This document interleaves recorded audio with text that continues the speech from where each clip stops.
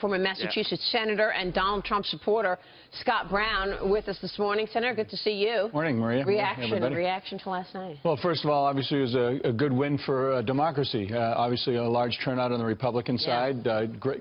Five great candidates still. I'm questioning what Carson's going to do. Is he going to stay in or what? I think when you're looking at it all, because Marco did win his first state, Carson's probably the next one to say, you know what, I'm going to do it for the team and actually stand back and let the other four battle it out. I said months ago that I thought this was going to be resolved in the convention or near the convention.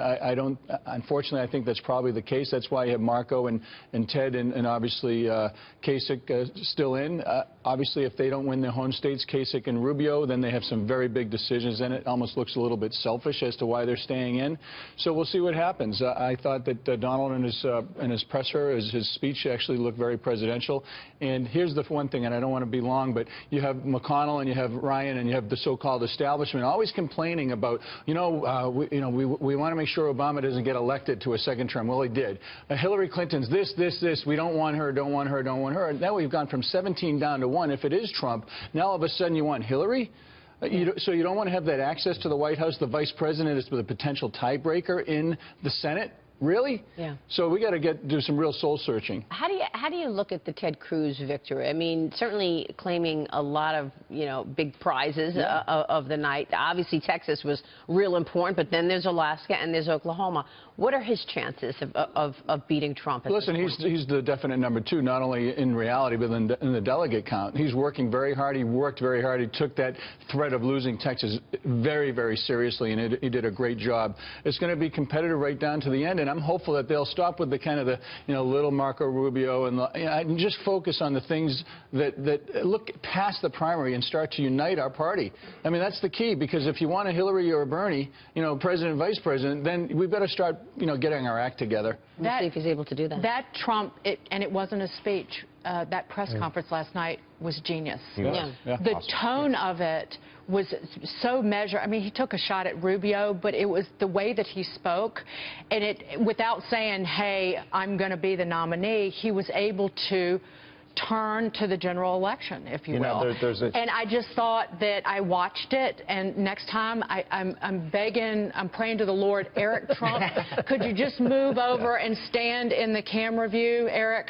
Rather than Chris Christie. Well, it's a good point that you make, because I felt watching Chris Christie really that he was in pain. And I feel that way when he's out stumping for Trump. I don't believe, there's something about it that I just feel he's upset about it. And like he's looking, I don't know. He dominated Republicans Twitter. Go, there's my future right there. They look at Chris Christie. So you think he's the VP candidate? No, I don't think so either. He dominated. He was the #1 trending topic on Twitter when I got to work at 3 o'clock in the morning. Still, that was the discussion point of the late evening. It was good for Trump to show, look, a few weeks ago here was a serious candidate. Here was a guy who was being challenged. Now he's behind Trump. Yeah. So standing at the podium, looking presidential.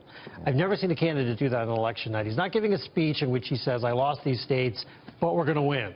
We're going on to victory. He's acting like he's won. He's acting like he's moved on. The tone was perfect. He's taking it right at the concerns people have about how he can he fill that office, and he was looking like, yes, I can. Just one quick thing and it struck me, because he was in Florida, and he literally was talking to the people of Florida saying, I employ people here. I create jobs, and that is not something that other politicians are able to say. There's a good Trump and there's a bad Trump. We saw the good Trump last night.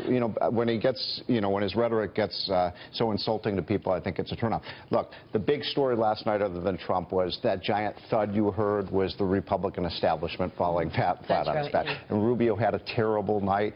What the Rubio people, Maria, have wanted for a long time is to get a one-on-one race with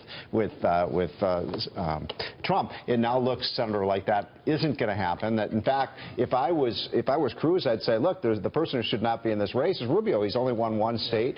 Cruz, as you said, has more delegates than he does. But the Republican establishment today is hyperventilating. Yeah, and one way to beat Trump, if you will, if that's what the goal is here, is to get Rubio to endorse Ted Cruz. But, well, here's the interesting question now. If it does come down to a Cruz versus Trump race, who does the establishment get behind? They don't like Cruz very much, and they don't like Trump very much. You know what's interesting is Kasich really caused Rubio trouble. I mean, Kasich took a lot of votes from Rubio. Look, Kasich came in #2 in a number of, in Rubio might have won Virginia without. Exactly. That was the biggest probably state what I'm last talking night, about. Virginia. And Kasich's obviously staying into Ohio and Marco. And then they have to make some real decisions, whether they're going to take one for the team. And, is it too late at that point? no, it's too late for who? For them to get out? If they win, I don't think it's too late. But if they lose, well, Senator, the one thing you said that surprised me was that you thought that this might go to a convention. I don't see hardly any scenario where that happens now. I mean, look, Trump is sweeping every. He won in red states, he won in blue states, he won in purple states, he won in the Northeast, he won in the South. If he showed he has the majority of delegates, the reason that these guys are hanging on is to take it to the convention and use the convention rules to, manipulate or use or strategize, whatever words you want to use, seal, steal, whatever. It's going to be fascinating. But listen, I'm hopeful that, and I've said this on your show, we need to find a way to kind of put it all together, calm the rhetoric down, especially the, Have you told Donald that? Absolutely. I've told everybody that on both sides. How does he react to that when you say He's listening. You saw that evidenced by last night. You're right. He did throw out the first olive branch. He threw it out there, and he's like, listen, I can work, Paul Ryan, Mitch McConnell. But then he said, Paul Ryan's going to have a hard time if he's not my friend. That's it. Then he took it back, and within that, almost in the next breath, he said, and I look forward to learning, meeting him and working with him. We have an opportunity. If we unite as a party, it's over. I agree. It's over. And if you don't want to actually, if you don't think when you knock on the White House or the vice presidential mansion's door and you're not going to get a reception like you don't get right now and you won't get with Hillary Clinton to push our agenda and deal with the very important issues that are facing our country, then you're on another planet. I think Lindsey Graham made one of the most important comments yesterday on this program, and he said it's immigration that is ripping this party apart. Well, it's ripping our country apart. And trade. Yeah, immigration and trade, and those roads lead to jobs. Yeah, and that's where I disagree. I'm open-minded to Trump. I disagree with him most on immigration and trade. But this is the fissure within the party. Let me ask you a question. Do you believe that he will actually do well in negotiating these deals better than the president and John Kerry on trade? How could he do worse? Absolutely. What's the choice? It's a no-brainer. Yeah, that's true. Senator Scott Brown, always great to see you all. Thank you so much. I'm glad you're here for the 3 hours, Steve, because I want to get into economics. You've got to talk to us about Trump's tax plan. He never talks about it. Why? Okay, more on that coming up.